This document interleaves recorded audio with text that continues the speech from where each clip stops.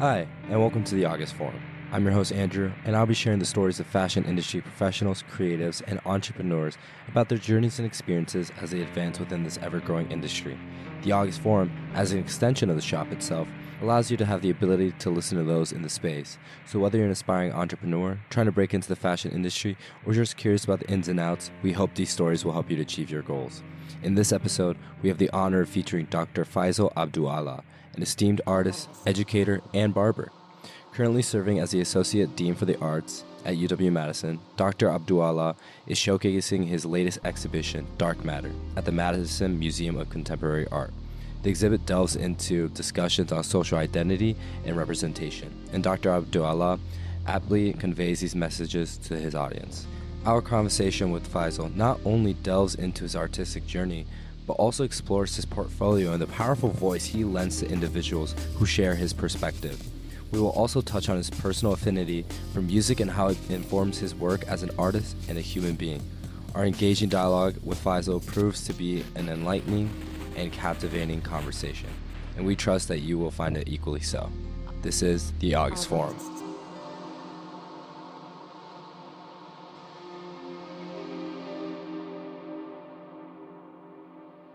All right, so for today's episode, I'm joined with Dr. Faisal Abdu'allah. How are you, Faisal? I'm very well, I'm Andrew. How are you? good.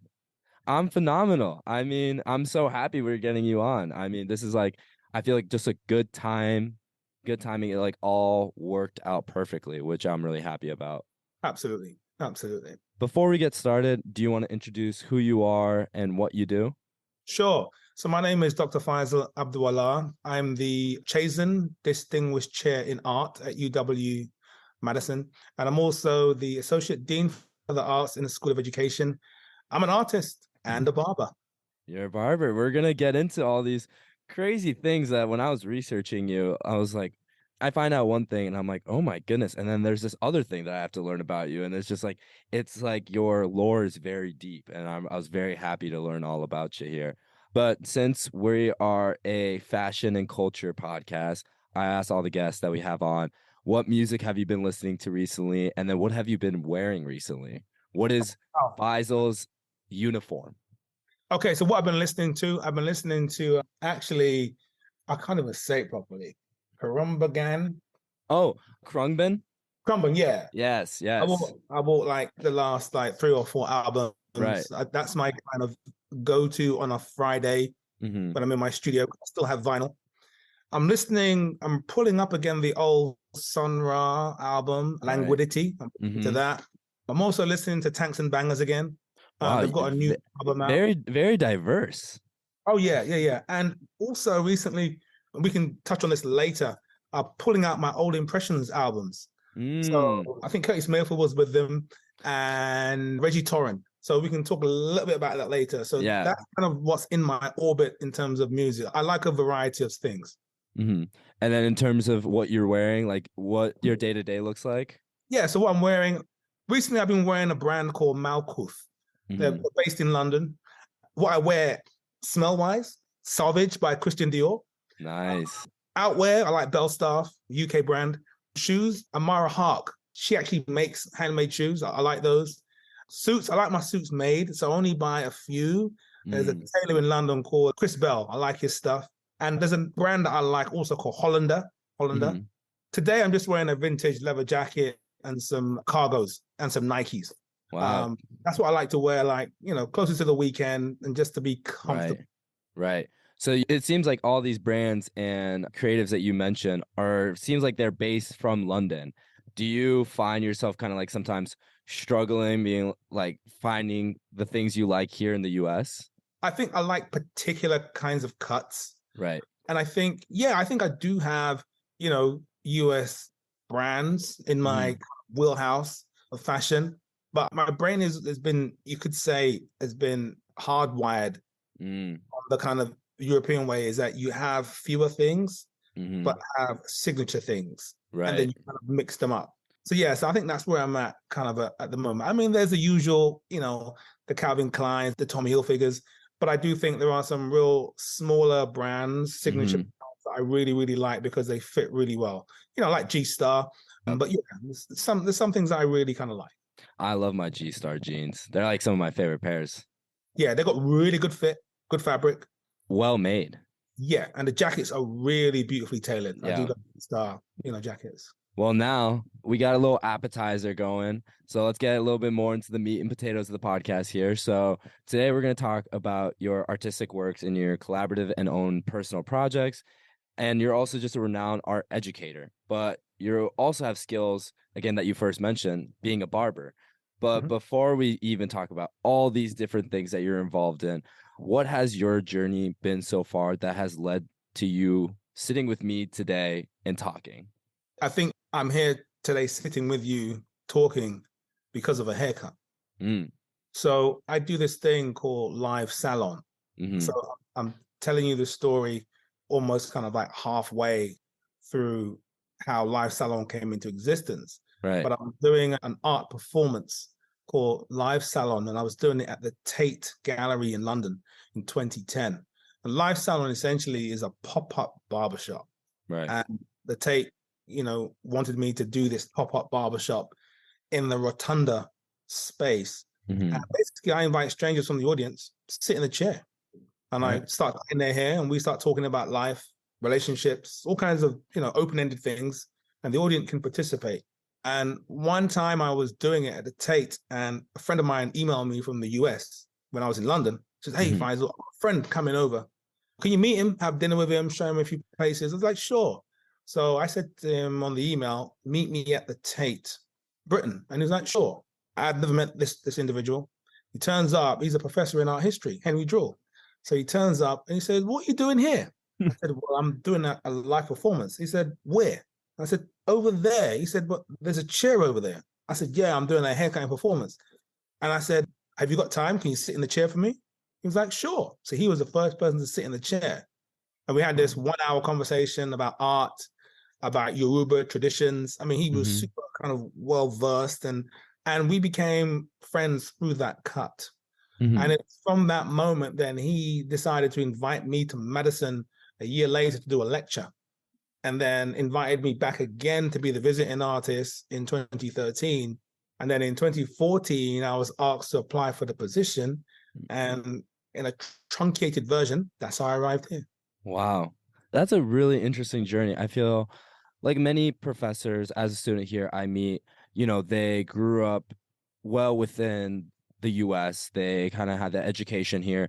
They knew their journey and kind of like they may have gone in the professional world in their specific industry, in their specific division, and then they came back to be an educator. But it seems like for you, it was an opportunity that came to you as you went along. It wasn't planned out. It wasn't something that you were like, that's my end goal.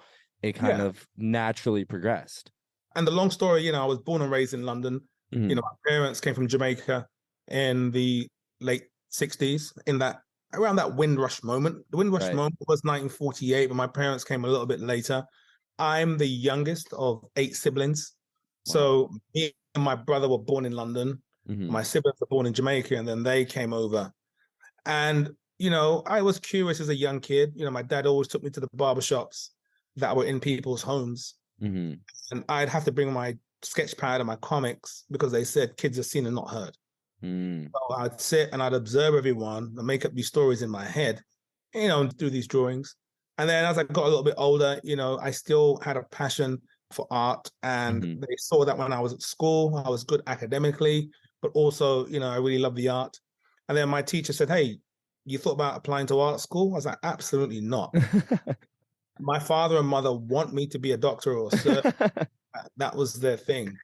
And, I remember going to the National Portrait Gallery and seeing all the paintings, the great, paintings that I'd seen in books, Hmm. and made a real, because I had a good visual acuity. And I remember seeing all the paintings and seeing depictions of my own body in Hmm. subservient positions. And I was like, why is that? My art teacher said, "Hey, that's the artist's imagination." And I was Right. like, "No." And it was at that point I decided that I would write a promissory note to myself that I would pursue a career in the arts. And then from that point on, I got my portfolio together, applied to all of the really good art schools, got into my foundation at Harrow when I was 18. then did 1 year in my foundation in the Harrow School of Art, and then applied to my Bachelor of Arts degree at Central St. Martin's, and I got in there, and I was there. And in my first year at Central St. Martin's, I went to the US for the first time as an exchange student. Right. That was my first American experience when I was 19. Where At were you going? Massachusetts College of Art. Nice. That's where I learned to cut hair. That's where I changed my name, because my original name was Paul Anthony Duffus. That's where my work, became much more aligned with some of the themes and concerns and, things in my orbit that I felt were really important. Right. And then graduated when I was 21, and then went straight to my master's, and graduated in 1993 with my master's from the Royal College of Art. And then they pushed me out into the art world. And that was my kind of journey. How was that when you graduated after your master's program and you kind of just right there said they just pushed me out into the art world? In your initial, you're, vastly just only 21. Like, how did you feel being pushed out and sent out to like the more professional world? I mean, I think, they can give you as much guidance and support, but life has a way of teaching you something different. Right. At university, you're almost like protected, wrapped in cotton wool. I mean, it was one of the best art schools in the world, and it still is. And you're studying with some great people, the people in my year. So it was David Adjaye, who did the African-American building, Christopher Feely, the painter, Johannes Vakella, Sue Stockwell, Hugh Locke. All of these artists are people that are known now. So it was a really interesting period. So we were just making work and having fun. Right. And we were actually thinking about the art world, because we think the art world is a certain place that is someone standing by the door that lets you in. Right. Actually don't need an invitation. That's what I try to tell my students. You don't need an invitation to be in the art world. Just have ideas and make things. So when I left school, I was like, well, okay, I know I can cut hair. I know I can make art. So I need to make sure that I make an income from one of those two things. That's what I did. I spent, the first, I'd say 9 or 10 years, just literally working hard at my craft and in group shows and saying yes to everything and writing and commissioning and going into schools, doing outreach. Right. So I was trying to do everything that my, the skills that I had been taught at school would allow me to keep the lights on. Right. So our school taught me how to speak, very fluently about my work. It taught me how to change the depth of what I was saying according to the audience. So from speaking to some school kids or speaking to like the University of Cambridge. So it allowed me to be able to what we call flip the script in the audience. And it gave me skills to be able to host a workshop for any given period of time on a particular kind of medium, i.e. printmaking. That's what I was studying. Right. So it taught me all of these things that I was able to, navigate the first 10 years of my life to almost like create a space for myself and a space for my practice. Amazing. I mean, and then those 10 years, clearly how you stated, you learned a lot, you gained a lot of not only experiences, but continued to hone your craft and your skills. But as you progressed, you became this clear powerhouse, not only within the art community, but also as just an educator and as a figure that many people look up to in a way. But you also love to cut hair. You keep talking about like how that was your form of income for a while, especially during school. And that's something that you were able to hone your skills in that craft as well. But now that you're, very well established, you're Chase and Distinguished Art Chair. I always get those little mixed up here. Yeah. Yep. Yeah. And then you're also now the Associate Dean. Like, how do you still kind of exercise and balance these different types of skills and crafts and works that you kind of allow yourself to dive into? It's funny. That's a good question, because the only way that I could describe it, it links with the talk I did this morning for the athletics department. Right. Because they were asking me about my career in athletics, because I played semi-pro football or semi-pro soccer when I was in the UK. And they laughed when I said football, soccer, and they laughed.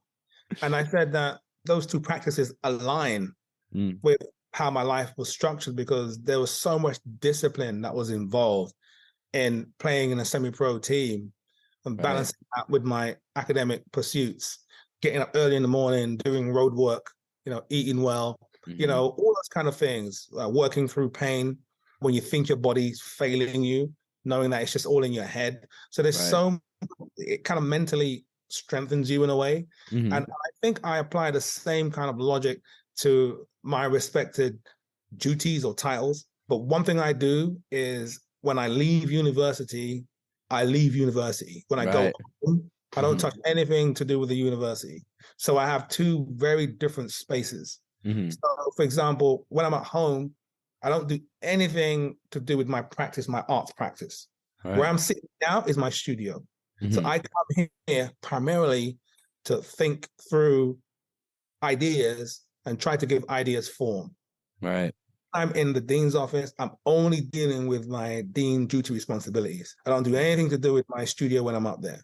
Right. So I have these very distinct spaces where I almost like I switch the creative switch on. I switch on the kind of the don't care switch when I'm at home. Right. And then when I'm in the dean's office, I'm looking at my roles and responsibilities and my service to my area, the arts, dance, theater and drama, and my colleagues and the UW-Madison mission. Right. So I'm very clear as to who I am in the different spaces, and I use the space Hmm. as a signifier that says, Hmm. this is what you're going to do here today. Right. Do you ever like find yourself maybe at the dean's office and an idea pops into your head about something that you kind of want to pinpoint and you want to pin that into your little like cork board of a mind, be like, okay, when I get to the studio, that's where I'm going to map that out. Do Oh you yeah, think, absolutely. yeah, Yeah, you, I mean, that's always going to happen, and I'm going to send myself an email or I just park it in the side of my head so I know when I leave the office, I'm going to come straight down the hill, come straight to the art lofts, and put that into practice. right. I'm always going to be switched on as an artist. I'm always going to be switched on as a scholar. I'm always going to be Hmm. switched on in this role as associate dean. But it's just knowing when you're doing the bulk of that. Right. Because what can happen is, you can kind of lose control and Mm-hmm. find that I'm in my studio doing dean's work and I'm Right. collecting a drawing that I'm supposed to be doing over there. Right. I'm up in the dean's office and I'm working on the catalog for my next book, and I'm talking to the writers and the designer, and before you know it, you're blurring the lines. Right. Well, I'm at home and I'm ignoring my kids because I'm doing work. And I'm like, no, when I'm at home, I'm switched into my other me. Right. And that's really important. And that's the social me, the don't care me. How do you kind of like ensure that you don't lose that quote unquote control? I think at the end of the day, we're all human beings. Like, we're not going to be absolutely perfect with our routines and we'll always slip up. Yeah, How do you find yourself when you catch yourself losing control? What do you do specifically to be kind of ensuring that that routine and those lines are very clear cut? it's just exactly what you said. I just remind myself that I'm only human. All right. And that's just my guide, is that this is how, in a utopian space, this is how it is. Right. But occasionally there are times I slip up. I might answer an email or I might get on the phone. But if I do, I'm kind to myself. Mm-hmm. I say, you know what? I'm only human. Okay, you was in there for an hour. Now let's bring it back now, Faisal. Let's put that away and let's focus on going to play tennis. So let's focus on getting some Right. exercise because Right. this is not the time for this. Mm-hmm. So for me, it's just about being kind to yourself, not being hard to yourself. Right. I mean, again, as we kind of move forward with this, like, you're very much multifaceted. This is not something that we're, blurring those lines of. It's very clear that you are giving 100% into everything that you do. And when people meet you, they might meet you at first to be an artist, but yet may not know you as an associate dean. But Yep, they also might not know then that they'll further learn that you're a barber as well. yep, And as a barber, like, could you talk about Faisal Barbers and the conception of the shop? sure. So I think it was in 1998, I think. I was Mm. working in another shop in London. And what happened was that shop came up for sale that I was working in 1998. And I worked there for a few years as Right. when I was a part-time student, Mhm. And I agreed with the owner that, both of us will purchase this shop that we were in because I had made some money from selling work and commissioning Mhm. work. And I thought this would be a good investment. People know Right. me. So we did all the, research, we got the valuations done. And then I think it was a week or 2 weeks before we were closing on the deal, the owner called me up and he said, "Hey, are you still buying the shop with, such and such?" And I said, "Yes." He said, "Well, you need to check because I think he's buying it on his own." Whoa. And I was like, exactly. I was like, whoa. Called him up and I said, "Hey, I heard you're buying a shop on your own." And he went, "Yes." And I was like, "Okay." I just went, "Thank you." I just put the phone down. And then from that point on, another side of my brain kicked in and I just began looking at other places that I could go. And I was still working in his shop, you could say. Right. And I walked around the neighborhood and I found a shop literally on the next block. Oh my goodness. And this shop had a basement, which meant, I could probably have my studio In there. Then have the shop on the top level. So you know what I did? I put in an offer, I acquired the shop, and I had to get it remodeled. And it was costly. So I decided to then work full-time in that shop, in the same barber shop that I was going to buy. Right. He continued to purchase it, and I used all the money that I earned from there to remodel the shop on the next block. And then 3 months or 6 months later, I just called him up because I was running the shop for him. I called him up and I says, "I'm leaving the shop. I'm leaving your keys here for you." And then that's what I said to him. And I put the phone down. I was ready. I left and I opened my shop. And you walked one block down. And I walked one block down. And that was it. And then, and they were okay. They did well for a while. And then I think a year later, they closed down. Wow. And my place is still there. And it's been there since 1999, Faisal's in West London. And what is the basement now? Is it still a studio? Still my studio, yeah. So my stuff, some of my work is still there. I still have my books there. But yeah, no, it's still there. So, I mean, again, this is another like cog in the machine that makes Faisal Abdu'allah like a person.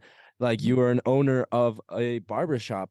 How is that cog in your brain like turning, especially like as you open up a shop, you have a studio down there, and you're just still cutting hair and honing those skills in? What was that experience like for you? Or what is it like for you? I think the easiest way to maybe describe it was the day, because I like to paint. Right. So when I came in and did all the work, all the plastering, I said, I'm going to paint my shop myself. So I was rolling, painting the wall. And I remember I paused and a voice in my head said, "What have you done? You bought a shop with all your like savings. You purchased a shop. What if it doesn't work?" Right. And I stopped. And I remember this song was playing in the background, Shanks and Bigfoot, Sweet Like Chocolate. Right. So I stopped and the song was playing. And you know what? I just shook my head and I says, "It has to work." Right.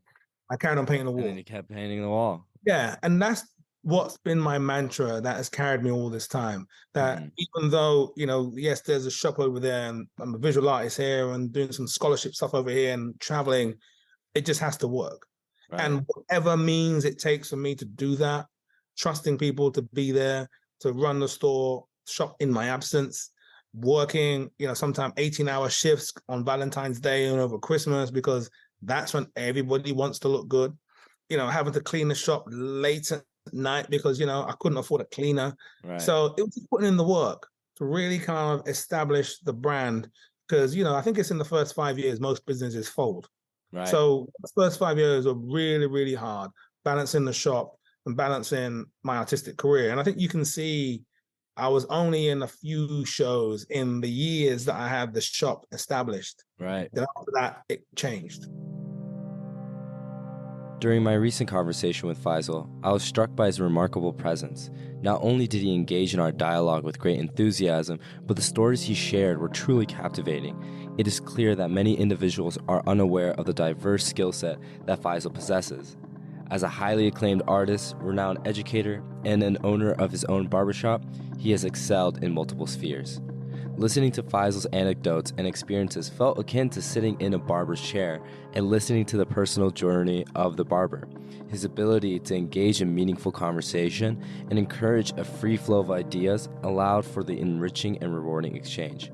Faisal's ability to switch effortlessly between different modes and maintain his identity as a multifaceted creative individual is impressive. His openness to explore diverse perspectives and challenging societal norms through his art makes him a fascinating and inspiring figure. It was an absolute privilege to engage with Faisal and learn from his wealth of experiences. We now will move on to Dark Matter, the exhibit that he has at the Madison Museum of Contemporary Art. Well, now let's kind of talk more about your work. So, your expertise in your visual art is in contemporary art within Afro-British culture, which discusses many issues of race and identity in relation to issues of cultural diversity and multiculturalism. This is seen in many of your projects as you've integrated your time as a barber into your body of work as well with the live salons. What led you in this certain direction? What was the path that opened for you that you knew that that was the direction you wanted to go down? So there was a time when I was in art school, we have critiques where you put your work up, your professors turn up, and we have a discussion, and you're questioned on your kind of research methods, your research materials, and who things that you're referencing. Right. So I remember my work was on the wall at the Royal College of Art, and my professors turned to me and he says, okay, so which artists, writers, critics are you referencing for this particular piece? And I says, actually, I'm actually listening to an album by KRS-One, actually. And there's some stuff in there where he talks about You Must Learn. And I'm actually listening to an album by Lakeem Shabazz. I'm actually reading a book by J.A. Rogers. I'm actually, reading a book by Francis Cress Welsling. I'm actually reading something by, Kobona Mercer. And they looked at me clueless. They had no idea any of my research methods because I wasn't reiterating their research methods that they'd asked me to read when I first came into the university. So I had to read Freud. I had to read Foucault. I had to read Derrida. I had to read Nietzsche. I had to read all of these, writers and theorists because that's what was valued in their orbit. Right. I began to grow as an artist. I'm like, but these writers are not in my orbit. They're not writing about my experience. How authentic are going to be the objects that I'm investing all this information in going to have any value? Right. And that's the whole table turn. And the blank stare that they gave me was exactly what I wanted because it told me, and I told them, well, if you want to have a discussion about this work, you need to go and listen to KRS-One. Right. If you don't want to. Did I want to read Nietzsche? No, I didn't. No. Yes, because I'm disciplined and I listened to the advice that you gave me as an elder.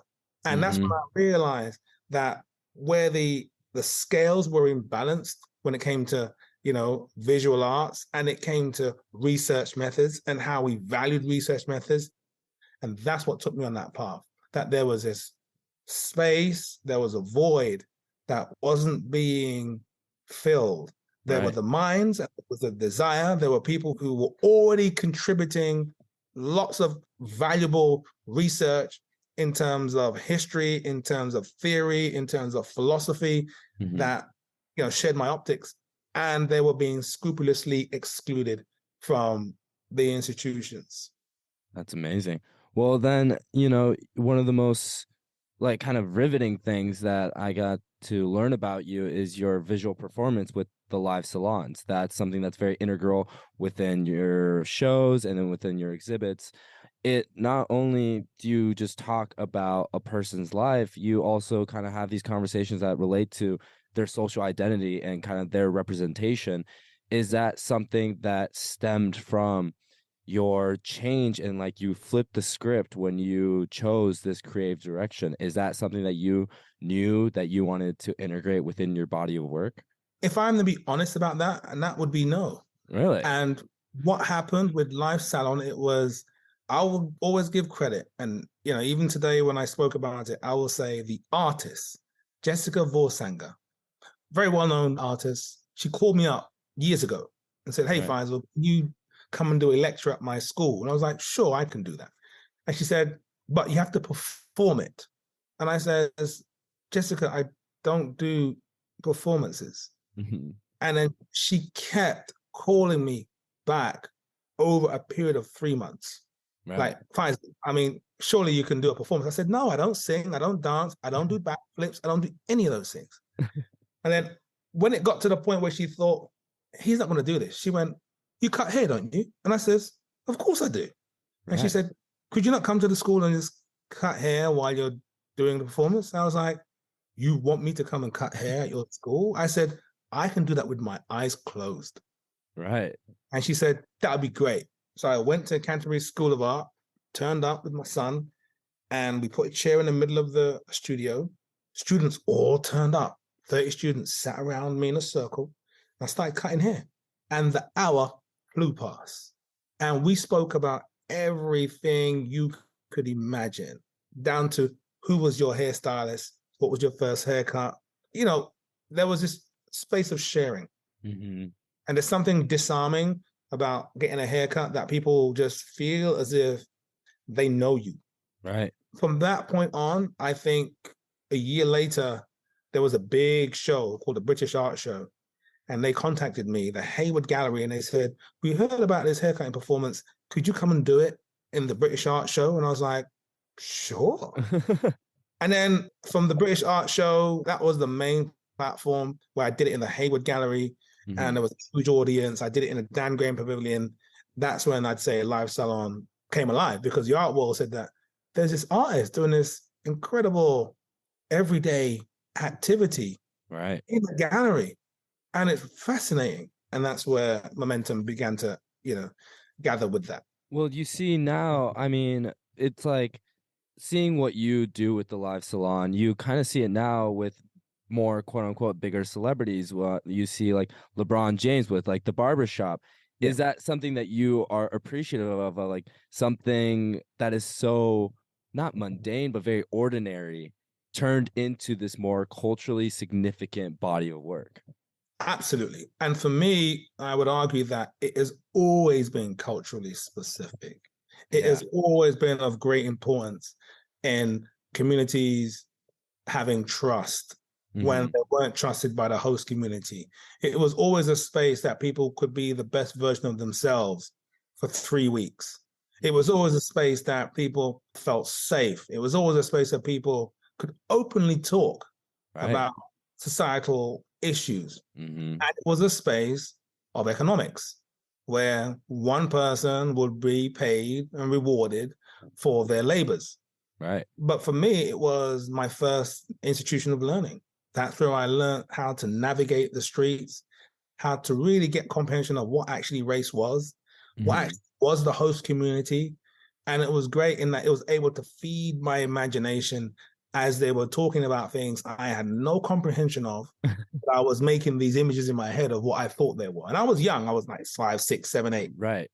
So for me, the most important thing was this space of learning. And I just love the fact that it's open season now. Everyone is talking about the barbershop space. Even when we think about LGBTQ, how for a lot of those people who would come into my barbershop, coming into gender, going through gender reassignment, cutting hair was a ceremony. Right. Cutting their hair off was a ceremony of getting rid of the old and in with the new. And in with the new. Wow. Yeah. That's very strong. Now, I mean, one of, at least, I don't know if it's the chair, but one of the live salon chairs is in the Momoka now, if I'm correct. Correct.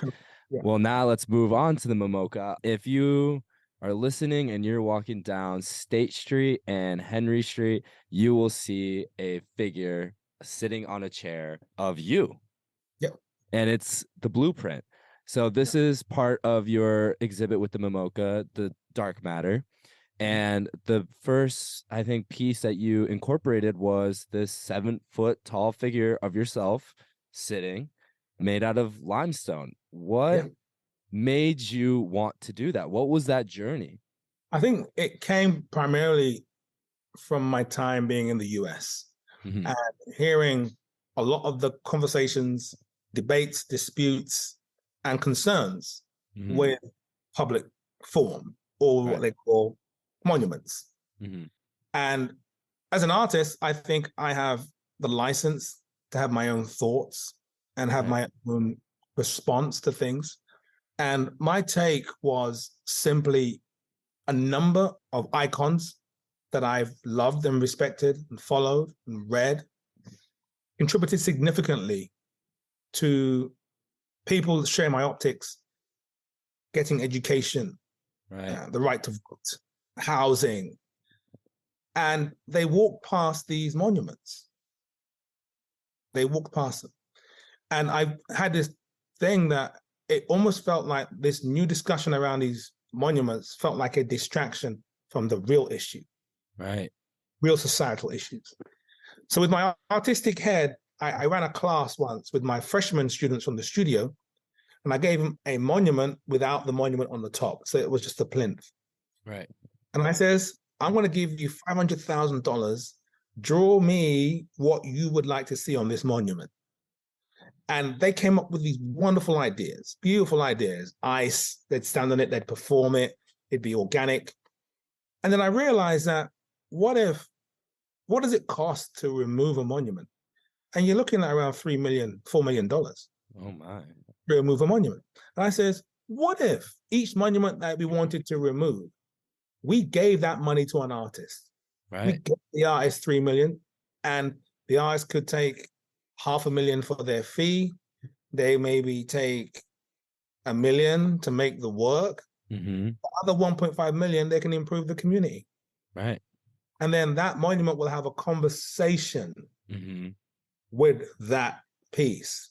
Because my take was they pay $3 million to remove the monument. They take it and it sits in a field. They pay somebody else who comes and picks it up and they put it in a museum. They do not put that monument in landfill. That monument is still here alive. Mm-hmm. Even the General Lee, they say they're going to melt down. They're going to melt this thing down. They're not going to ever let you forget. Right. Whatever it is molded into, they will say, that object over there was originally General Lee. Right. So they're always going to keep the memory alive. Now, even though the monument may not be there, they're keeping the memory of it alive, which makes it just as potent. Right. And just, disturbing. So for me, I'm like, keep the conversation public. I said, I'd love to make a monument. Maybe not, I don't want to be a counter monument, but it came to be a counter monument. And I met with Quora Stone in Madison, Mm-hmm. who were the people who were removing General Lee Monument at the time. And they were curious about my take on monuments, but more curious about me as a practitioner, as an artist. And they believed in the project. As we got deeper into the project, Jim Durham and Heather Schatz at the time walked me through the quarry, and we had a discussion about stone. What stone would you use? And I said, well, marble and granite is what everyone knows. Right. But marble and granite feels like there's no negotiation, and it's hard, it's cold, and it's not porous. Mm-hmm. Then Jim pointed to the limestone, and he says, oh, look at all the variations in the stone itself. Right. And then he said, it actually comes out of Indiana. And then he said, limestone comes out of the ground soft, and it hardens over time. And I was like, that feels like a human being. Right. Born soft. And we're born innocent, malleable. And over time, our hearts harden. Mm-hmm. And then that's a piece. And then we thought, well, what are we going to depict? And I says, well, I'm curious about portals and transformation and alchemy and having a visual reference for that. And I just thought, hey, I want to do a seated figure in a porthole. And that porthole for me is the barber chair. The barber chair felt like the new Afro-futuristic space. Right. Where you get in and you transcend, you disappear. Right. And I just felt, I could be that person. And it's not a vanity project. It's just me being a representative of idea.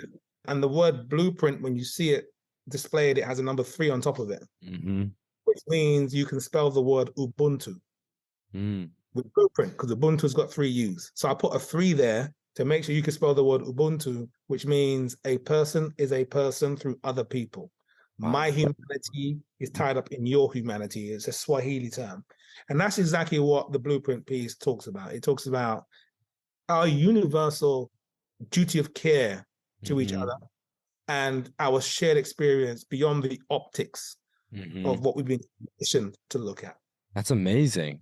I mean, I walk past it like every day, and before I got to meet you and really get to know who you are, I would just walk past it and always just wonder, like, who is that sitting on this chair? And I mean, you're sitting on the barber chair. I mean, I watched the video, kind of like the process it took to kind of like cut the stone and get the detailing out. Do you see that relation with like you cutting hair with the people that basically cut the limestone, put the detailing in. Did you find that to be pretty similar in that sort of way? Yeah, I realized that at the very end of the process, that carving the stone is the same as cutting human hair, Right. because I have to start with a machine. So the machine is the what I start to either do the flat top or the afro or the fade. Mm-hmm. That's just something that is part of the industrialized revolution. It makes things easier, makes life Mm-hmm. easier. And then once I've used the machine to almost like set the scene, Mm-hmm. I then finish it. I finish it with the cutthroat. And the cutthroat requires patience. Mm-hmm. It requires specificity. It requires a certain hand movement that can only be learnt over time. Right. Because one move and you're going to cut the person open. It's like, it's like surgery. And I realized that when I did my blueprint, they cut it on a robot, a Mm. machine, 80 hours. And then Martin Foot came in from Italy and finished the hands and the head by hand. So almost like the machine was the clipper, Right. Martin Foot was the razor. Wow. In the same way that I have the machine and then I finish it with the Mm-hmm. razor, I was seeing the parallels of how we bring things into existence. That's amazing. As we keep talking about the dark matter exhibit, there is one piece that you kind of reconstructed, and it was a very ambitious structure, which is the Garden of Eden, which you and the celebrated architect, David Ajayi, collaborated and created this multifaceted structure.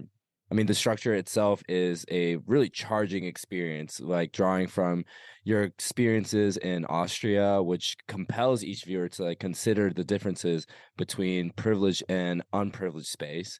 Could you talk about the story in which this piece was inspired by? And then could you kind of talk about why it was important for you to bring that back into your dark matter exhibit?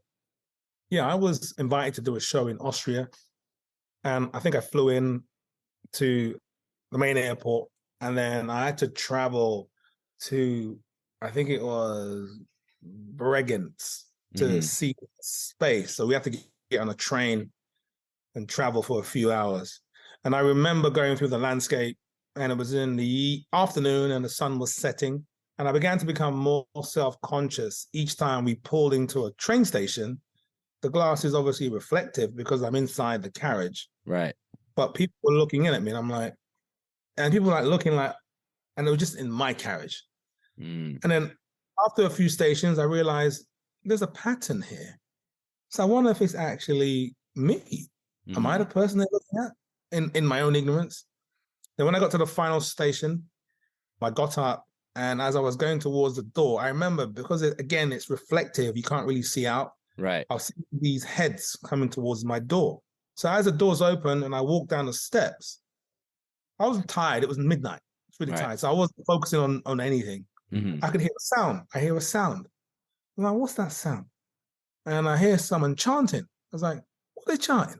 And they were going, Clue, Klux, Klan, Clue. And I was like, what? Like in my head, I just almost immediately woke up. Right. As I walked through them, I was like, yeah, this is going to go off. Mm-hmm. And somebody stood right in front of me and went, Faisal. And it was a curator. And he put his arm around me and he kind of walked me off. And they dropped me to my apartment. And the thought was going through my head the whole night. Right. And then it was at that point that the Garden of Eden as a seed came Mm-hmm. into existence. Mm-hmm. Because I asked them to help me create a space. They gave me two spaces basically for my exhibition proposal. And I said, look, I want to knock a hole in the wall in this space, place a glass in it, and I Mm-hmm. want blue-eyed people to come into this room, and I want brown-eyed people to go into that room. It was a very simple installation. Right. And the way they can see into the next space is with a mirror that's on this glass. Mm-hmm. So it was a very simple space. And it wasn't called the Garden of Eden then, it was called Eyes Without a Face. Mm. And then it was just two rooms that you go in with different eye color, you were separated by, and there was an image of me as a child in one space, image of my father in another space. Right. And then most ideas, you evolve them, you develop them over time. Mm-hmm. And then I wanted to make it much more of an immersive experience, make it much more of a kind of an object. Right. And Autograph in London came to see me and they said, could we work on a project together? And I said, yeah, I'd love to make this thing called a Garden of Eden. And I said, what would that be? I said, I want to make this kind of object that people can walk in, but they're surrounded by their own reflection, but somebody else is looking in at them.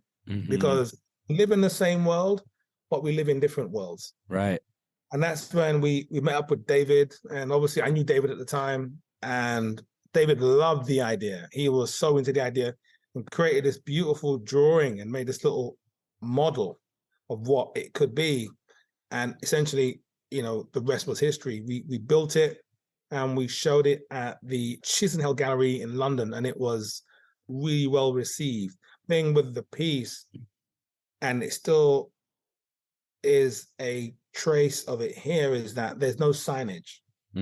David said there should be no sign that says blue eyes, gray, green this way, brown, hazel, red this way.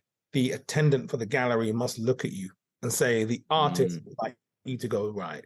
Artist would like you to go left. So it was important that there was that human interaction. And for me, the Garden of Eden speaks on a number of levels, because eye color essentially is different levels of melanin that makes your eye color. People are under the impression that only brown or black people have melanin. And actually that's not the case. White people have melanin. Right. Which means everybody is melanated. Yeah. Different levels. Right. So we say a person of color, actually, are we saying a white person is not a person of color? What doesn't make them a person of color? Because they don't have melanin? That's not true. They do have melanin. So for me, it raised some really interesting questions about, how society categorizes, captions, describes human beings. Interesting.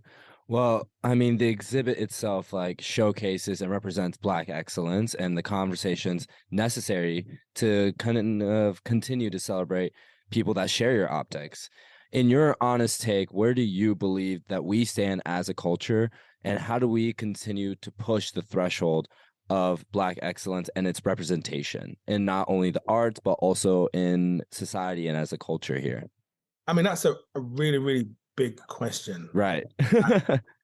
I don't have the bandwidth, or I would say the amount of work to even resolve it. What I can say from my own position as an artist, as a thinker, as a parent, as a human being, is that I think we have a duty to there's a song by Glenn Lewis and it's called Faceless. And I was like, and I sat and I listened to it and I was like, wow, what if we were all faceless? Right. How would we treat each other? And I think we just have to, I think some people, well, in our society, the reason why we have a lot of hate towards other individuals is that those doing the hating don't have any love. They don't have any. Because if you had any love, you would understand how important it is to receive it and to give it. And you would understand what happens when you are bereft of it. Right. And understand what it means to have care and what it means just to be human. And I think we have some way to go. We do have some way to go, because as we sit here and speak now, there are still, communities that share my optics that are still hungry. There are communities that share my optics that are still being subjected to the same types of isolation or discrimination from education, from welfare. And I'm thinking but we all know who is depriving them of that, but we just keep having conversations. So my other thing is to move beyond the rhetoric. Moving beyond the rhetoric is really important, because I think there's too much rhetoric going on. There's too many discussions and conferences to talk about things that they actually know what the answer is. There's no need to write another book. I say it's beyond my bandwidth because there's been hundreds of thousands of books that have been written by scholars that have lived and learned and understood exactly what the inequities in our society is. Just that nobody wants to read the books. Right. Nobody watched any of the films. Nobody has even just taken the time out to even check. So I do think that people need to spend some time off their phones and start to converse with each other, Right. because people talk about, for example, when I'm in London, people say, oh, London is great. It's so diverse. What I say to my colleagues is, okay, you think London is great because it's diverse? Same within New York. New York is great because it's diverse. I said, Right. how many of you think back to when you had dinner parties at your house? And just think back to what that dinner party table looked like. Right. How diverse was it? How diverse are your friends that you have on speed dial? That you have real intense conversations with? Right. And I'm not saying, just pulling names out of the hat just to say I have a friend from here or I have a friend from there. Right. How many people you have genuine relationships with? I know I have that. I have people in my life who I have genuine relationships with who are from all over. Right. And I don't need to single-handedly say who or where they are from, but I know I am able to communicate honestly and openly with them. And I find that those individuals that have those broad communities of friends also are very incredible, dear human beings. So I think the ones who are in isolation, they're the ones who are causing some of the major problems. And that's where I think we've got some ways to go. Dark Matter is an extraordinary exhibition that serves as a catalyst for meaningful conversation about social identity and representation.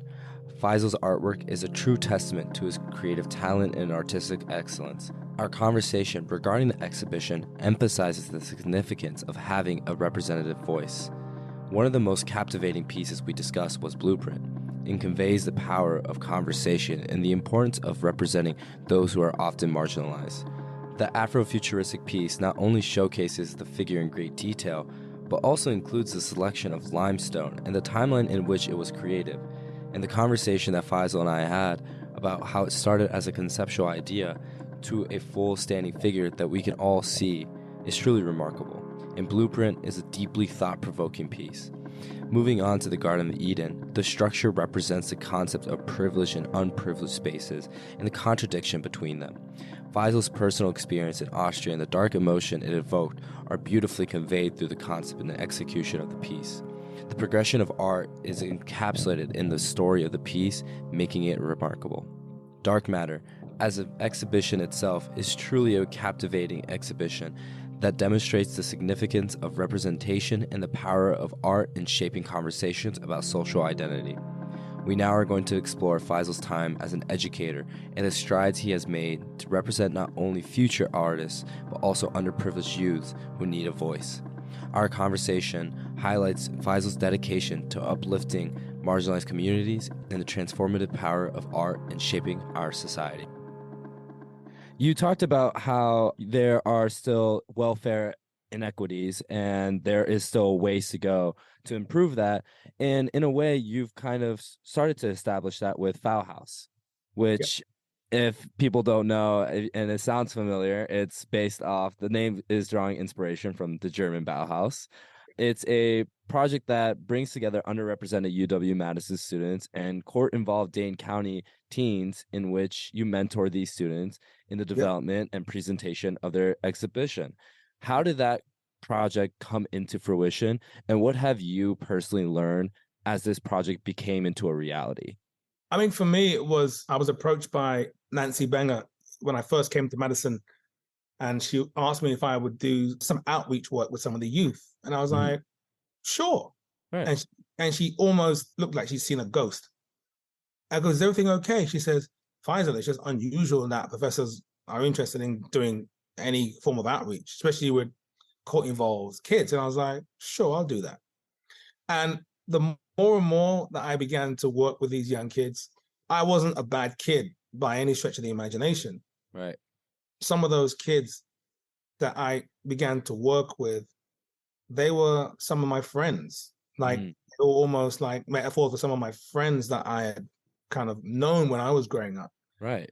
And what I realized in the early stage of working with these young kids is that all they wanted was somebody to listen and see Mm-hmm. them. All Mm-hmm. they wanted was someone to listen to and see them.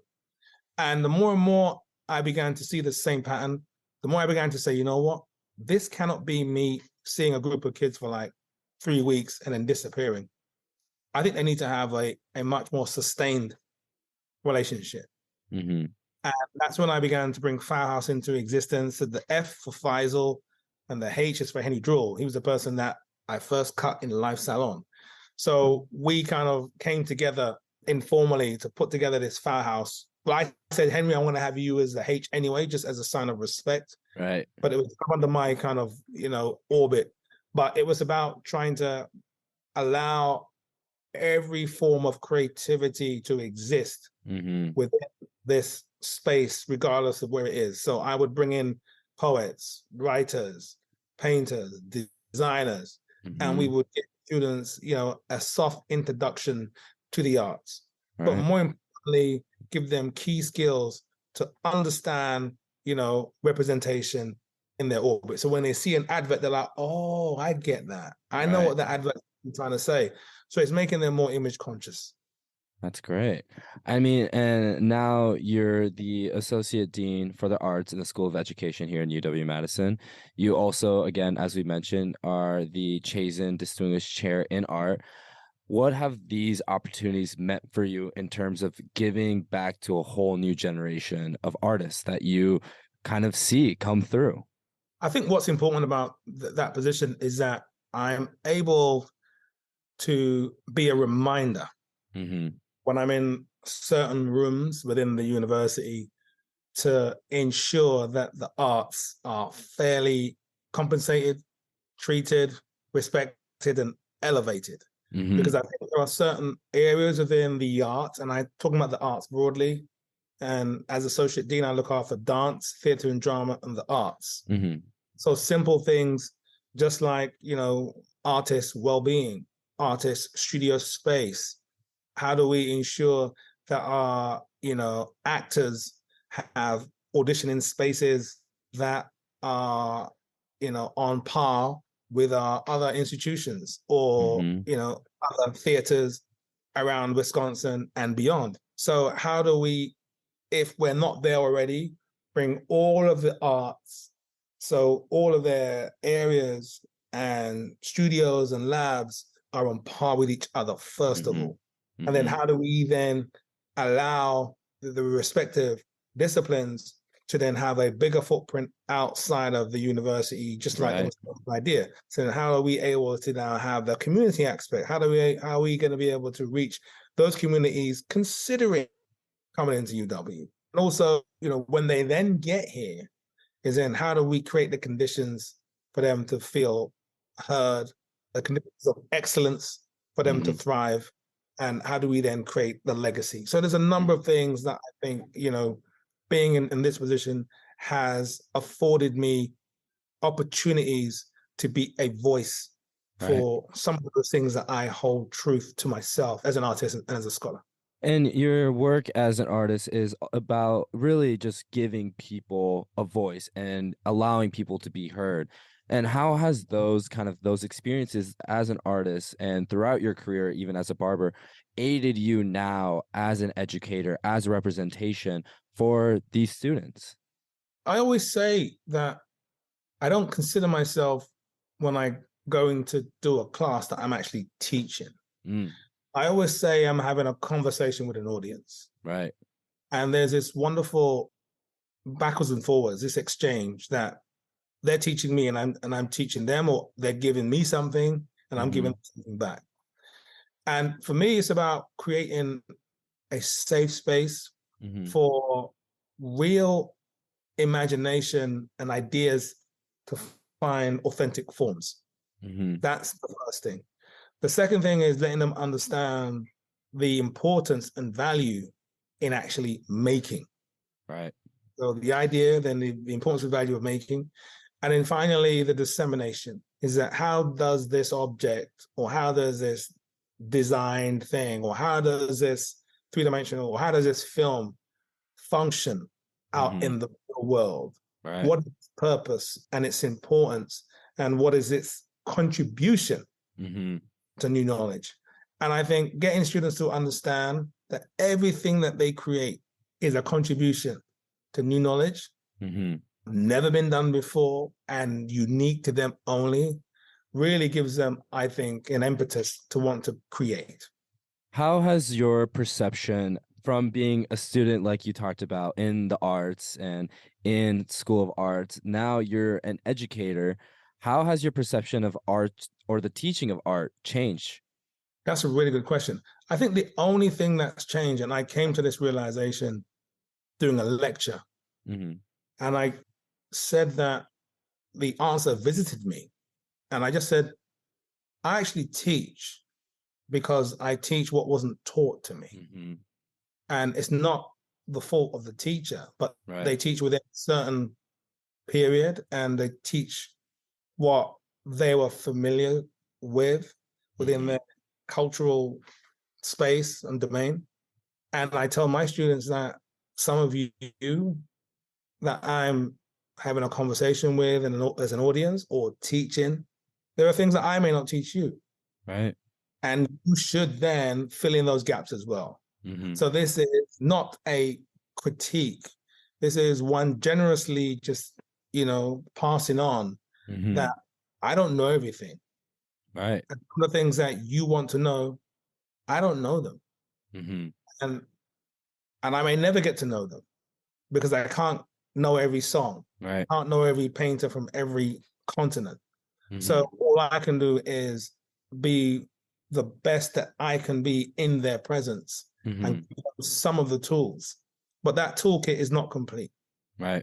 They have to understand that they need to get the remainder of the tools to be the perfect craftsperson. I have one last question for you. I mean, now we've learned about you being a barber, an artist, and even an educator. What do you see the future for you holding, and what are some goals that you have in this upcoming year? As I've always said, I think the future is, I always say the past is painful.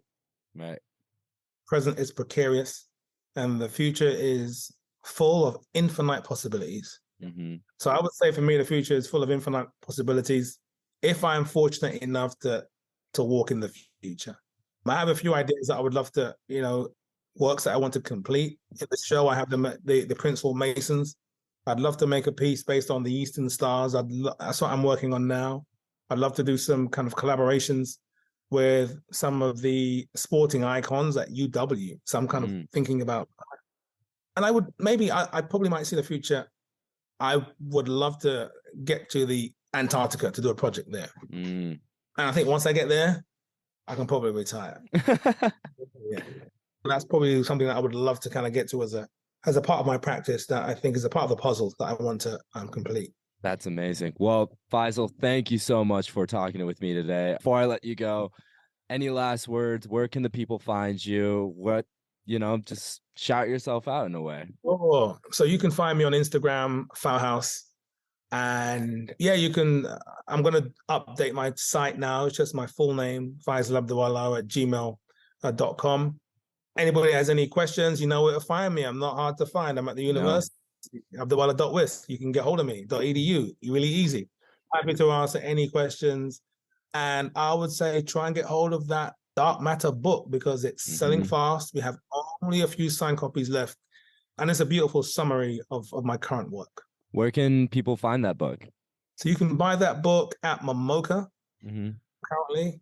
And it will be also available on Amazon, but I think there's a $3 charge if you purchase it from Amazon. All right. Well, thank you so much, Faisal. Andrew, thank you so much. You take care and you have a wonderful day. You too. Thank you for tuning into today's episode. Once again, I'm your host, Andrew, and I want to thank Faisal for taking the time to speak with me today, and to Sam Wallner for creating the music you heard on today's episode. This episode was about pushing the threshold and allowing yourself to be multifaceted. So if you know someone that fits that standard, share with them this episode. You can find me and the shop on Instagram at Andrew Inamoto and @_August Shop. And find August located on 414 State Street, Madison, Wisconsin, or on august-shop.com.